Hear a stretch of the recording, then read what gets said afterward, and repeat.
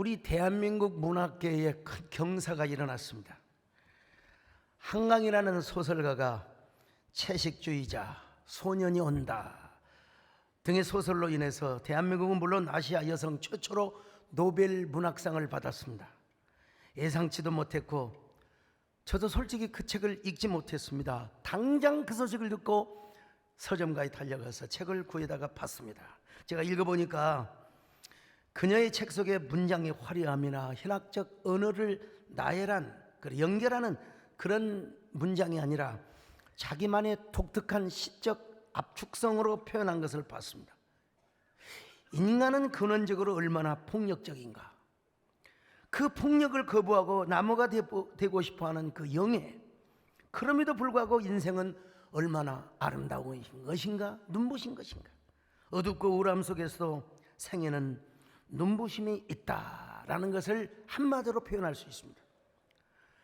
제가 존경하는 문학평론가이신 김종애 교수님께서도 필체가 웅장하기보다는 시적이고 서정적이라는 점, 한국 남성 문인들이 이끌었던 리얼리즘 문학과는 달리 환상과 현실이 교차하는 듯한 내러티브를 썼다. 중앙일보에 이렇게 평론을 하셨더라고요.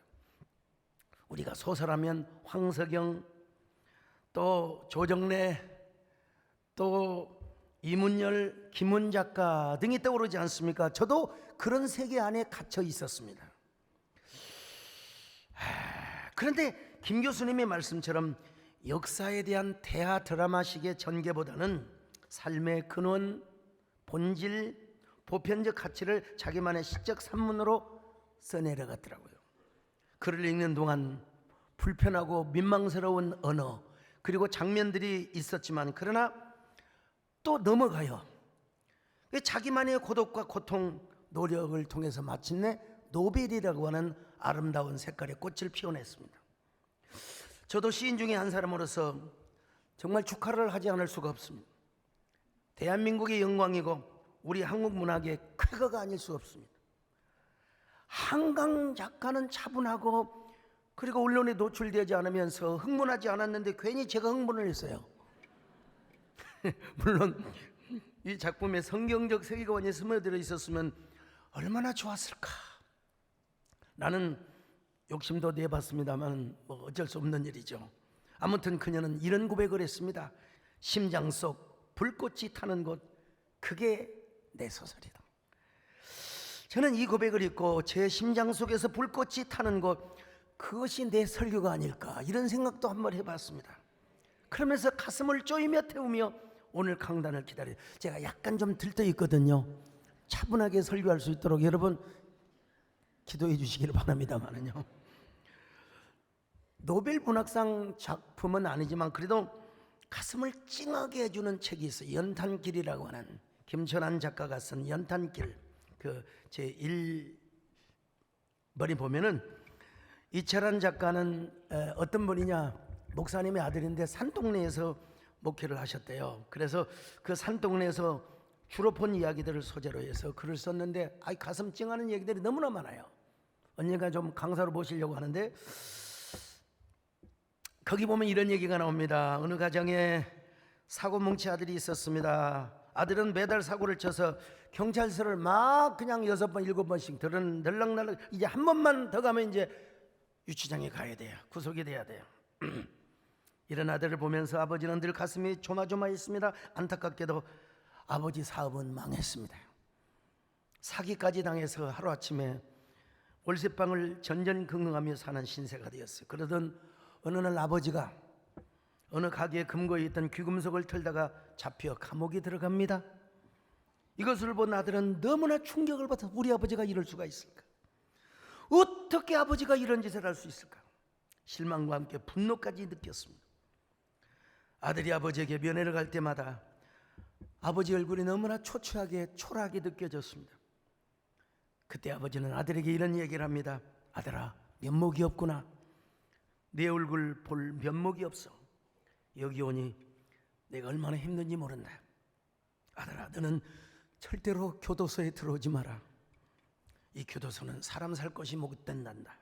사랑하는 내 아들아, 너만큼은 올바르게 살아도 값진 인생을 살아다.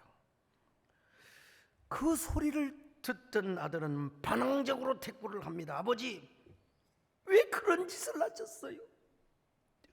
저한테 똑바로 하라고 살라고 하는 자격이 있으세요? 이 모습을 지켜보던 어머니가 조곤조곤 이야기를 합니다. 아들아, 아직도 모르겠니? 네 아버지가 정말로 그렇게 나쁜 짓을 할 분으로 보이니? 다 너 때문이야. 너 때문에 아버지가 일부러 그러셨던 거야. 경찰서를 안방 들라드듯 왔다 갔다 하는 네가 또 그 일을 저지를까 싶어서, 너 교도소에 들어올까 봐서 네 아버지가 일부러 그런 일을 저지르고 나서 먼저 교도소에 들어온 거야. 네 놈이 교도소에 젊은 시절을 보낼까 봐 그것이 안타까워서 아버지가 표본으로 교도소에 온 거야. 어느 때 같으면 제가 막 소리를 지르며 이 얘기를 할 텐데 지금 차분하게 이야기하고 있잖아요. 아들은 마침내 눈물을 흘리며 아버지의 참사랑을 깨닫습니다. 아들은 검정고시를 거쳐서 고등학교를 졸업한 후에 대학에 들어가서 성실한 삶을 살았습니다. 이철환 작가는 이런 글귀로 글을 마무리합니다. 아버지는 아들을 위해서 스스로 어둠이 되었다. 빛을 거부했던 아들을 위해서 아버지는 아들의 어둠 속으로 들어와 끝내는 그르치고야말 그의 인생 앞에 불빛 하나를 밝혀주었다. 아버지가 아들에게 심어준 그 불빛 하나가 무엇을 의미할까요? 왜 스스로 그는 아들의 어둠 속에 들어가서 아들의 인생 앞에 불빛 하나를 밝혀주었을까요? 그 불빛은 무엇이었을까? 여러분, 그 불빛이야말로 너 인생을 성실하게 살아가라, 진실되게 살아가라, 신실하게 살아가라, 그런 의미의 불빛이 아니었을까요? 여러분, 성실, 그것은 인간만이 할 수 있는 것이며 하나님이 우리 그리스도인에게 주신 유일한 특권입니다. 여러분, 오늘 본문도 이렇게, 오늘 본문을 드러내기 위해서 이런 이야기를 제가 말씀을 드린 것입니다. 잠언 28장 10절입니다. 시작. 정직한 자를 악한 길로 유인하는 자는 스스로 자기 함정에 빠져도 성실한 자는 복을 받느니라. 자, 성실한 자는 복을 받느니라. 성실한 자, 성실한 자는요 복을 받을 뿐만 아니라 구원을 받는다고 또 오늘 본문은 말씀하고 있습니다. 28장 18절을 같이 봅니다. 시작. 성실하게 행하는 자는 구원을 받을 것이나 굽은 길로 행하는 자는 곧 넘어지리라. 자, 여러분, 이 잠언서는요 구약 공동체, 언약 공동체에 주신 언약의 말씀입니다.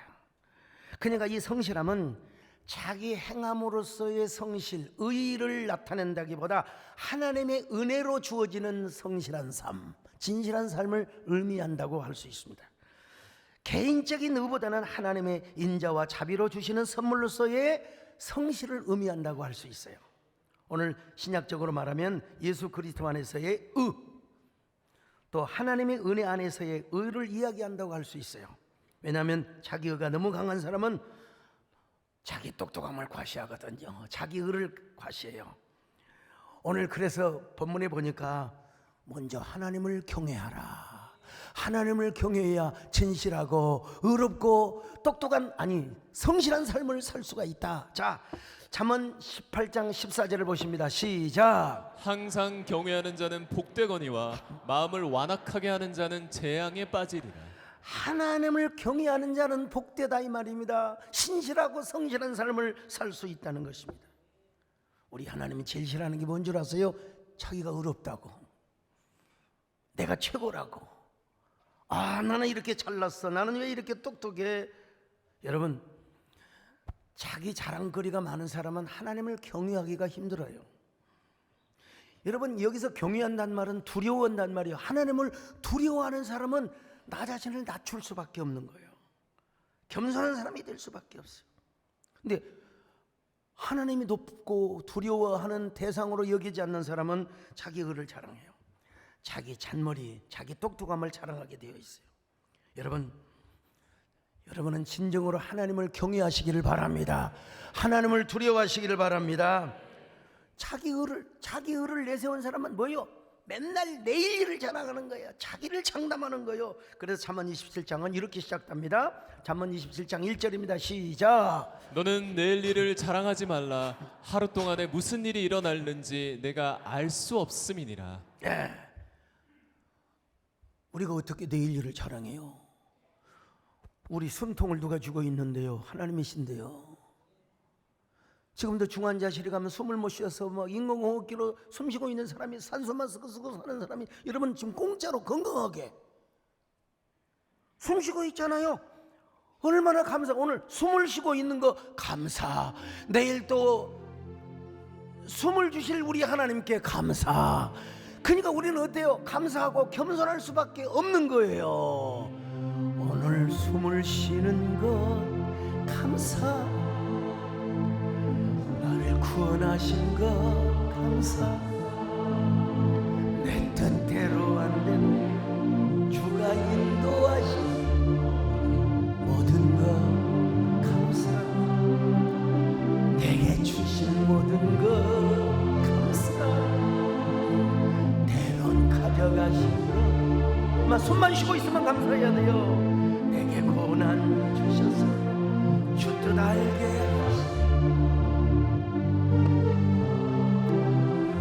모든 것. 여러분 숨 쉬고 있는 한, 걸을 수 있는 한 모든 걸 감사하시기를 바랍니다. 자, 그래서 오늘 야고보 선생님은 이렇게 경고를 했습니다. 야고보서 4장 13절로 14절을 같이 봅니다. 시작. 들으라. 너희 중에 말하기를 오늘이나 내일이나 우리가 어떤 도시에 가서 거기서 1년을 머물며 장사하여 이익을 보리라 하는 자들아, 내일 일을 너희가 알지 못하는도다. 너희 생명이 무엇이냐? 너희는 잠깐 보이다가 없어지는 안개니라. 아침에 잠깐 보이다가 사라지는 안개. 전 신학생 시절에 무등산 헐문 수양가에서 쫙 산에 올라가서 밤을 많이 새웠습니다. 어떨 때는 보면은 막 아침에 안개가 자욱해가지고 앞을 분간하지 못할 정. 근데요, 한 2시간 있으면 싹 사라져요. 여러분 아침 안개 낀 장충단 공원이라고 아십니까? 남산이 안 보여요, 거기서 보면. 근데 오늘 성경에 보니까 아침에 자욱하다가 잠깐 사라지는 게 여러분 우리의 안개 인생이라는 겁니다. 우리의 삶이 그렇다는 거예요. 여관에서 하룻밤 자고 가는 하숙생. 그래서 최준 선생님 이런 노래를 불렀잖아요, 여러분요. 인생은 나그네 길 어디서 왔다가 어디로 가는가. 뭐 다 부를 수는 없고요. 결론은 이렇게 불러야 돼요. 인생은 하나님을 진정으로 섬김, 예수님을 믿어야 산다. 짜자잔 짠짠. 아, 이 집사람이 그러더라고. 그냥 지나가지 말고 하모니카 한번 불러주세요. 그래서 그냥 연습되지 않는 상태에서 한번 불러봅니다. 아무튼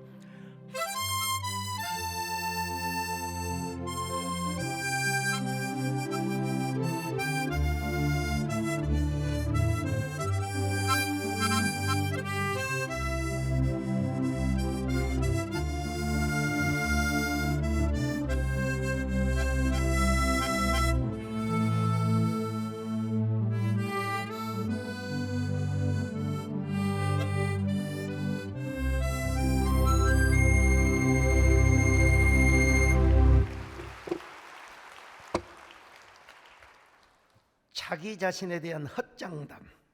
예. 오늘에 충실해야지. 막 내년이 어떻고 내명년이 어떻고. 야고보 선생님 뭐라고 하느냐.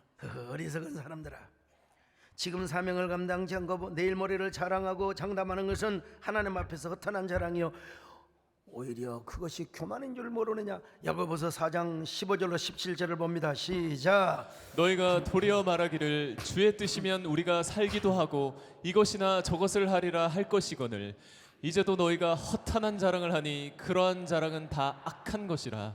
그러므로 사람이 선을 행할 줄 알고도 행하지 아니하면 죄니라. 여러분, 우리는 우리의 의를 자랑해서는 안 된다는 겁니다. 우리의 똑똑함을 자랑해서도 안 돼요.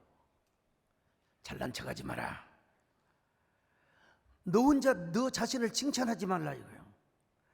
타인의 너를 똑똑하고 지혜롭다고 여겨주라고 그런 소리를 들으라는 겁니다. 잠언 21장 2절입니다. 시작. 타인이 너를 칭찬하게 하고 내 입으로는 하지 말며 외인이 너를 칭찬하게 하고 내 입술로는 하지 말지니라. 여러분, 똑똑한 척하지 말고 성실하고 겸손하게 살아가라. 그럼 하나님이 칭찬하고 남들이 너를 칭찬하게 될 것이다. 누구의 이름으로 그렇게 하느냐? 하나님의 영광을 위해서. 여러분, 하나님의 나라와 그의 의를 위해서 예수 그리스도의 이름을 위해서 그렇게 살라는 것입니다. Honest and integrity, 정직과 성실의 삶을 살라는. 재미사업가 중에 백영종이라고 하는 분이 계십니다. 그가 이런 책을 썼어요. 나는 정직과 성실로 미국을 정복했다. 미국이라고 하는 나라의 어떤 기본 근간 토대가 뭔 줄 아세요? 바로 Honest and integrity, 정직과 성실입니다. 이 책의 부제는 뭐냐면요, No money, no English. 고향의 이북 선천이었는데 6.25 때 피난 나온 청년이었습니다. 뭐 여러분, 혼자 올라만 사람이 뭘 사업을 하겠습니까? 단돈 50불을 주고 미국으로 갔습니다. 가서 보니까 노 잉글리시, 노머니거든요. 그래도 그는 성실하게 살았습니다. 식당 일을 하다가 조그만 잡화상을 시작합니다. 손님들에게 이런 얘기를 해요. 이 물건은 곧 없어지게 될 것 같은데요, 필요하시면 여유 있게 사시면 좋을 듯요. 이 물건은 값이 좀 내려갈 것 같습니다. 조금 사셨다가 나중에 많이 사시기를. 손님 편에서 성실하게 대했다는 겁니다. 마침내 철강 회사를 차렸어요. 미국에서 연 매출액 2억 불에 해당하는 경량 철근 분야에서 시장 점유율 60%, 강철왕이 된 거예요. 이 회사는 페코 스틸이라고 하는 회사인데요, 경량 철근 분야에서 최고를 이루는 회사. 뭐 때문에? Honest and integrity, 정직과 성실. 정말로 성실한 사람, 예수 그리스도 안에서 정직이 있는 사람은 교만할래야 교만할 수가 없습니다. 자기 똑똑함, 자기 의로는 절대로 살아갈 수가 없어요. 우리가 섬기는 하나님이 어떤 하나님이신데 신실하신 하나님이셔요. 그러니까 우리가 신실한 삶을 살 수밖에요. 자, 에레미야 애가 3장 22절로 23절 같이 봅니다. 시작. 여호와의 인자와 긍휼이 무궁하심으로 우리가 진멸되지 아니함이니이다. 이것들이 아침마다 새로우니 주의 성실하심이 크시도소이다. 여러분, 아침마다 여호와의 성실하심을 경험하십니까? 아침마다 성경을 펴고 기도할 때마다 우리 하나님의 성실하심이 여러분 느껴지십니까? 창문을 열 때 신선한 공기가 들어오는 것처럼 성경을 펼 때 하나님의 말씀을 묵상할 때, 아, 주의 성실하심이 크도소이다, 주의 신실하심이 크도소이다. 오직 하나님을 경외하며 신실한 삶을 살아갈 수밖에. 바라는 음악가가 있잖아요, 작곡가. 그는 독일 라이프치히에 있는 성 토마스 교회라는 조그만 교회에서 오르가니스트로 반주를 하였습니다. 누가 알아주든 몰라주든 반주를 하면서 곡을 써갔습니다. 이렇게 만든 곡이 무려 오르간 곡이 260곡, 또는 합창곡 263곡, 피아노곡 165곡이나 작곡했대요. 그 시도다, 그 곡들이나 그게 바하가 아마 쓴 곡이라고 내가 알고 있는데요, 이 바하는 계속해서 누가 알아주든 몰라주든 흑백 요리사에 나오는 표현대로 정말 이분하게, 영 반응이 없네, 이분하게 곡을 계속해서 익혀왔어요. 곡을 누구도 알아주지 못했습니다. 그는 무명의 사람이었습니다. 근데 뜻하지 않게 뜻밖의 장소에서 연주 부탁을 제안받았습니다. 그때부터 그가 수십 년 동안 작곡하는 것이 마침내 빛을 보게 된 것입니다. 자기가 작곡한 것을 쫙 연주하는. 마치 노벨 문학상을 받은 것처럼 음악상을 받은 것처럼 빛나기 시작했어요. 오늘 본문도 이렇게 말씀합니다. 여호와를 경외하는 자는 항상 복이 있다. 자, 다시 한번 28장 14절을 보실까요? 시작. 항상 경외하는 자는 복되거니와 마음을 완악하게 하는 자는 재앙에 빠지리라. 여러분, 우리가 하는 성실과 정직과 진실함은 어디서 나오느냐? 하나님을 경외하는 마음에서부터 온다는 겁니다. 이걸 아시길 바랍니다, 여러분. 하나님을 경외하는 겸손에서부터 나온다는 거예요. 이회수 허창수 씨가 쓴 뚝 이회수의 존버 실천법이라는 책이 있어요. 허창수 씨가 묻고 이회수 씨가 대답하다, 이런 대담집인데요, 이런 내용이 나옵니다. 사랑받고 싶습니다. 비법이 있을까요? 예, 선인장이나 장미꽃처럼 날카로운 가시를 가지고 있으면서도 왜 자기를 깊이 끌어안아주지 않느냐고 화를 내는 분들이 있습니다. 그런 사람은 끌어안으면 안을수록 깊이 상처를 받고 피를 흘리게 되죠. 일단 가시부터 거두시고 사랑을 갈구하시기를. 여러분, 내가 누군가를 사랑한다고 합시다. 그런데 내 마음에 가시가 너무 많아. 그래서 그 사람을 끌어안다 그러면 막 가슴에서 피가 나요. 상대를 피투성이 되게 만드는 그런 존재가 뭐냐? 내 속에 가시가 많기 때문에. 그래서 진정한 실력은 뭐냐? 사랑을 하는 것보다 사랑을 받는 것이래요. 최고의 실력은 뭐냐? 사랑을 하는 것보다 사랑을 받는 거래요. 사랑받지 못하는 사람의 공통점 중에 하나는 뭐냐? 자신이 사랑받을 만한 존재인데 왜 남이 나를 사랑해 주지 않느냐고, 왜 교회가 사랑이 없느냐고, 왜 교회가 그러냐고, 왜 장로가 돼가지고 그러냐고, 목사가 되고 그러냐고. 내 안에 가시부터 없애라는 거예요. 내 안에 가시가 없어야 좋은 사람도 만날 수 있고 은혜도 받을 수 있으며, 그리고 여러분, 좋은 사람과 동행할 수 있다는 거 아니겠습니까? 하나님 앞에서도 마찬가지요. 왜 하나님의 절대적인 사랑, 하나님의 무조건적인 사랑을 거부하냐는 말이에요. 왜? 너무 내 안에 휴머니스틱한 가시가 있어서 그런 거 아닌가요? 그 가시부터 제거해야 돼요. 오늘 집사님께서 귀한 간증을 해주셨는데, 여러분, 전도할 때 전도폭력이라는 말이 나오지 않도록, 종교폭력이라 나오지 않도록 하나님의 사랑을 잘 전달하시기를 바랍니다만은, 근데 그래도 어떤 의미에서 여러분, 우리도 마찬가지, 우리 안에 가시가 많으면 은혜 받는 것이 방해가 됩니다. 여러분, 하나님의 사랑을 막 거부해요. 그게 뭐냐? 우리 안에 가시입니다. 그래서 CCM 가수인 하덕규님이 이런 노래를 불러서, 이게 이제 대중가요가 되어버렸습니다만은, 어쨌든 내 속에 내가 너무도 많아, 당신의 실것 없네. 결코 내가 노래를 잘해서 부르는 게 아닙니다. 마지막 이렇게 시작해서, 내 속에 내가 이길 수 없는 슬픔, 무상한 가시나무 숲 같네. 여러분, 우리가 가시나무 숲 같아서 주님께서 우리를 기뻐하시겠습니까? 우리 안에 편히 거하실 수 있겠습니까? 이 조성모 씨가 나중에 주님을 당신으로 바꿨습니다만은,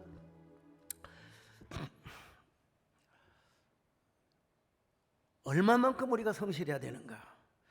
유흥준님이 쓴 추사 김정희라는 책에 나오는 이야기인데요, 나는 70평생에 벼루 10개를 미청냈고 붓 1000자루를 몽당붓으로 만들었다네. 이렇게 해서 나온 책가 추사체라고 해요. 용주님은 추사 김정희에 대해서 이렇게 묘사하고 있습니다. 추사는 지독한 완벽주의자였고 철저한 장인정신의 소유자였다. 추사가 글씨를 쓸 때 얼마나 피눈물 나는 장인적 수련과 연찬을 보였는가는 상상을 초월한다. 추사는 훗날 벗 권돈인에게 보낸 편지에서 다음과 같이 수리합니다. 내 글씨엔 아직 부족함이 많지만 70평생에 나는 벼루 10개를 미창냈고 붓 1000자루를 몽당붓으로 만들었다네. 얼마나 열심을 다하고 정성을 다하고 진심을 다하고 성실을 다했으면 벼루 10개를 미창나고 세상에 붓 1000자루를 몽당붓으로 만들어 버렸겠습니까? 여러분, 눈이 시리도록 성경을 한번 읽어보셨습니까? 엘보가 상하도록 손가락이 아프도록 성경을 써보셨습니까? 아니면 귀가 따갑도록 가슴이 아리도록 하나님의 말씀을 사모해 보셨습니까? 여러분, 그렇게 하나님을 경외하시기를 바랍니다. 주의 은혜를 사모하시기를 바랍니다. 조만식 장로님을 모르는 분이 없을 겁니다. 위대한 독립운동가였고 교회 장로 애국자였습니다. 조만식 장로님은 평안도 정주에서 머슴살이를 하던 청년이었습니다. 주인 보기에 조만식의 눈에 총기가 있고 동작이 빠르고 총명했어요. 아침에 일찍 일어나서 마당을 쓸고 알아서 일을 스스로 찾아서 했습니다. 그리고 아침에 주인의 요강을 깨끗하게 씻어 말려가지고 여러분 안방에다 들여놨습니다. 주인은 이 청년을 머슴으로 두기는 너무 아깝다고 생각하고 그 청년을 평양의 숭실학교에 입학을 시킵니다. 그리고 그는 마침내 오산학교의 선생님이 됩니다. 요강을 깨끗이 씻어 숭실학교에 간 그가 민족의 독립운동가가 되었고 고당 조만식 장로님이 되었습니다. 많은 사람들이 이렇게 평가를 합니다. 그는 주인의 요강을 깨끗하게 닦는 정성 하나 때문에 오산학교의 선생이 되었답니다. 물론 제가 또 검색을 해보니까 이 이야기는 조만식 장로님의 일일 수도 있지만 이승훈 장로님의 이야기였다고 주장하는 학자들이 또 있더라고요. 이승훈 장로님 역시 가난한 서민 집안에서 태어나 2살 때 어머니를 여의었습니다. 6살 때 고향인 정주를 떠나 납청정으로 이사해 그곳에 이름난 유기상인 임권일 상점의 사환이 됩니다. 한마디로 어린 머슴이 되는 거죠. 아침 저녁으로 주인의 영감이 내뱉은 가래침 요강을 밥그릇보다 더 깨끗하게 정성들여서 햇빛이 말려가지고 안방에다 넣어드렸습니다. 사람들이 요강을 치울 때는 대강 물로만 씻어내잖아요. 얼마나 깨끗하게 닦았는지 그 요강에서 향이 나오도록 완전히 새 요강으로 만들어서 정성스럽게 안방에다가 넣어놓았다는 거예요. 주인은 어린 이승훈을 눈여겨보기 시작했습니다. 몇 년 후 이승훈은 외교원 겸 수구만의 중책을 맡게 되었습니다. 너무 성실한 이승훈을 본 주인은 이승훈에게 공부를 시켜주었습니다. 역시 훗날 오산학교의 교장 그리고 동아일보 사장을 역임할 수 있었습니다. 자라서 그는 유기 제조 및 운송업으로 돈을 많이 벌었어요. 근데 이 통합혁명으로 인해서 하여간 청일전쟁이 일어나지 않습니까? 이승훈의 사업장은 잿더미가 되었다고 합니다. 하소연할 데도 없어요. 통곡할 수도 없습니다. 뼈가 아프고 이가 갈리는 서러움이 있었지만 여러분, 이승훈은 좌절하지 않았습니다. 남은 장비의 잔존 가치를 다 계산하고 부채를 갚을 계획서를 작성하여 철산의 거부 오삭주를 찾아갑니다. 대부분의 사람들은 부채를 갚지 않고 다 도망을 가버려요. 이승훈은 돈 떼먹을 생각을 하지 않고 빚을 갚을 계획서를 가지고 오삭주를 찾아갔어. 32세 청년의 사업가의 성실함과 정직성에 감동을 받은 오삭주는 남은 부채를 다 탕감해주고 새로운 사업에 필요한 이 자금을 전액 지원해주게 됩니다. 마침내 이승훈은 수입품인 석유와 양약의 총판 대리점을 맡았고 종이, 도자기, 면포 등 모든 일용 잡화의 전국 유통권도 확보를 했습니다. 얼마나 많이 돈을 벌었느냐 제가 보니까 제가 평가한 게 아니고 어느 학자가 얘기하는데 최소한 오늘날의 돈으로 하면 거의 한 10조 가까이 된다는 거예요. 10조. 조선 최고의 부자의 반열에 올랐다는 것입니다. 그렇게 번 돈을 대부분을 어디에 썼느냐?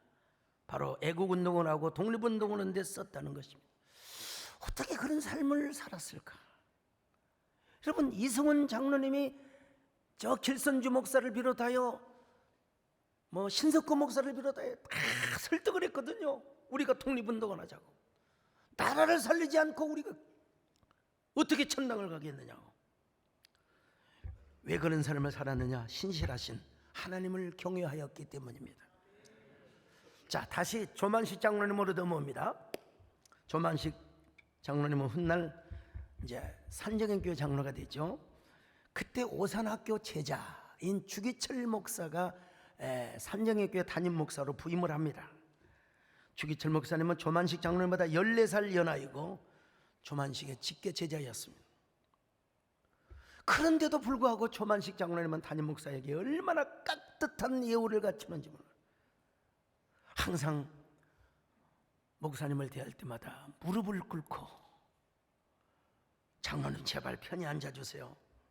그렇게 주기철 목사님은 간곡하게 권해도 조만식 장로님은 제가 하나님의 사자 앞에서 어떻게 그냥 앉을 수 있겠습니까? 무릎을 꿇었대요. 자세를 낮추었어요. 근데 어느 주일 아침 조만식 장로님에게 독립운동을 하던 손님의 집으로 찾아 중요한 얘기를 하다가 그만 예배 시간에 늦어버렸어요. 그때는 1부, 2부, 3부 드리는 게 아니라 그냥 전통적으로 11시 예배 드리는 때 아닙니까?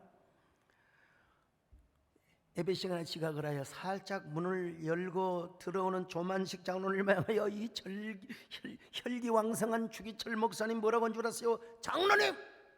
조만식 장로님! 장로님이 되어가지고 왜 이렇게 예배에 늦게 오십니까? 오늘은 의자에 앉지 마시고 서서 예배를 드리세요. 이런 나이도 한참 어린 놈이 이전에 내 제자였던 목사가 감히 나에게 이럴 수 있어? 자, 이런 생각 들 수 있어요? 안 들 수 있어요? 나 같으면 들겠어요. 여러분들은 성자여서 그런지 몰라도. 그래서 조만식 장로는 뒤에 서서 우두커니 설교를 듣고 있었습니다. 설교가 끝나자 주기철 목사님이 조만식 장로님께 이렇게 말씀을 하십니다. 장로님, 앞에 나오셔서 기도해 주시기 바랍니다. 조만식 장로님은 주기철 목사님의 지시를 받고 떠듬떠듬 입을 열어 이렇게 기도했습니다. 아버지 하나님, 이 죄인을 용서하여 주옵소서. 독립운동을 한답시고 사람을 만나다가 하나님을 만나 예배하는 시간에 늦었습니다. 담임 목사님이 얼마나 마음이 아프시면 설교하시다가 저에게 책망을 하였겠습니까? 하나님의 종의 마음을 아프게 한 죄를 용서하여 주옵소서. 성도들이 은혜 받는 것을 방해한 것을 용서하여 주옵소서. 기도하는 중에 조만식 장로님의 눈에 눈물이 흘렀습니다.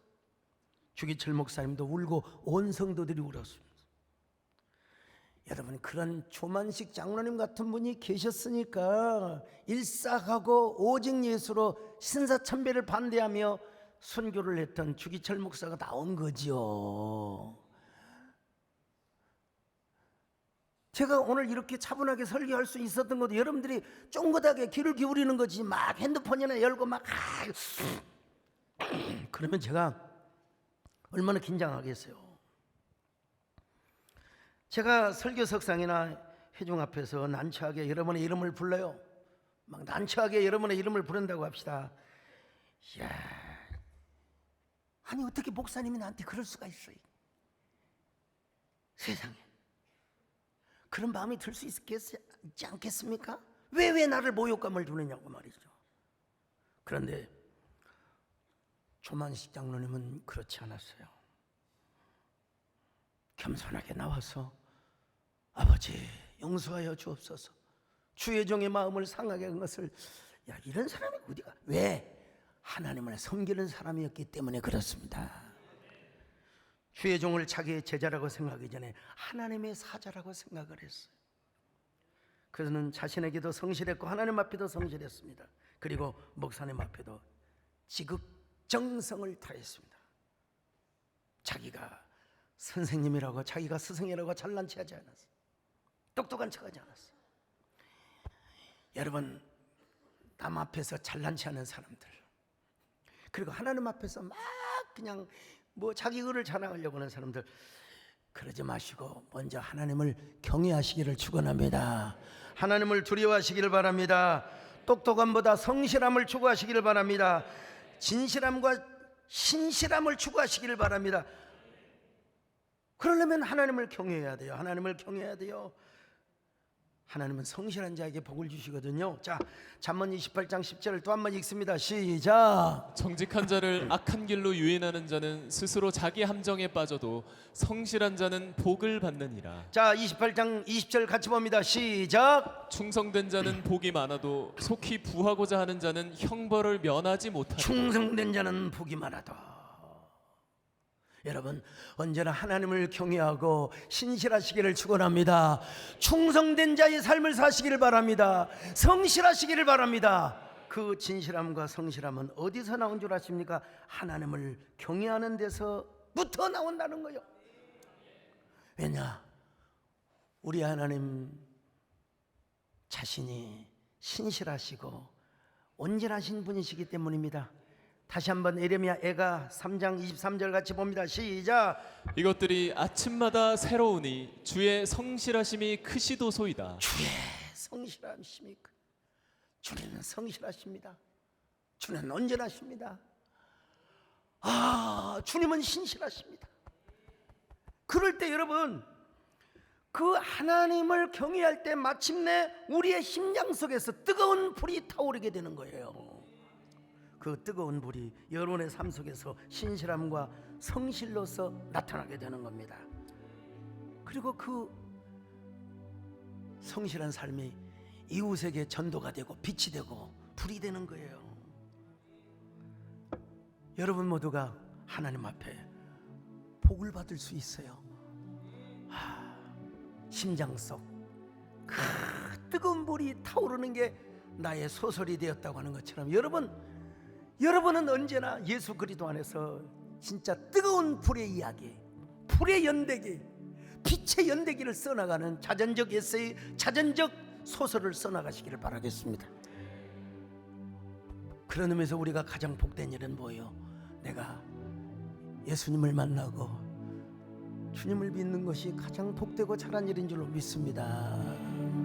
나의 평생 가장 복된 일, 내가 예수님을 만난 것이 나의 평생 가장 잘한 일, 내가 예수님을 주로 섬긴 것이 이 세상 살 동안 내가 걷는 길이 때론 험하여서 넘어질 때도 주의 강한 손 나를 붙드시 나는 예수님만 주로 섬기며 산 나는 주를 섬기는 것에 후회가 없어 내가 걸어온 모든 시간 다 주의 은혜 내가 걸어갈 모든 날도 주만 섬기며 살리 오직 예수 이름 부르며 살아가리라.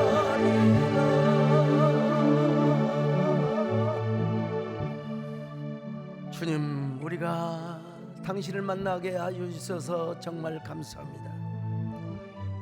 우리 안에 타오르는 주님의 심장을 이식시켜 주시옵소서. 우리의 심장 한가운데서 언제나 감사의 불꽃이 타오르게 하여 주옵소서. 사랑의 불꽃, 은혜의 불꽃, 사명의 불꽃이 타오르게 하여 주옵소서. 우리의 삶에 불의 연대기가 되게 하여 주시고 빛의 연대기가 되게 하여 주옵소서. 그것이 사람 앞에, 하나님 앞에 성실함과 신실하심으로 나타나게 하여 주옵소서.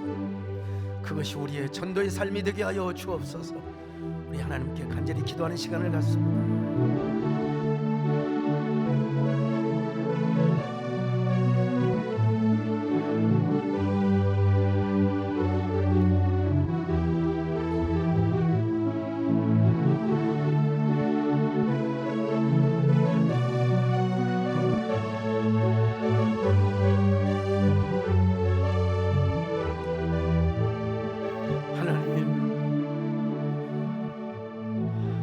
나의 똑똑함이 아닌 나의 지혜가 아닌 하나님이 주신 은혜와 경외함으로 인하여 우리가 신실하고 정직하고 온전한 삶을 살 수 있는 저희들 되게 하여 주옵소서.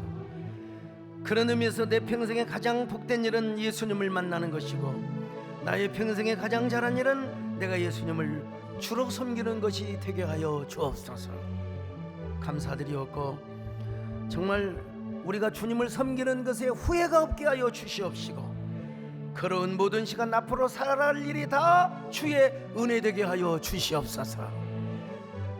그리고 신실함 정직한 온전한 삶을 사는 저희들 되게 하여 주시옵소서. 예수님의 이름으로 기도드리옵나이다.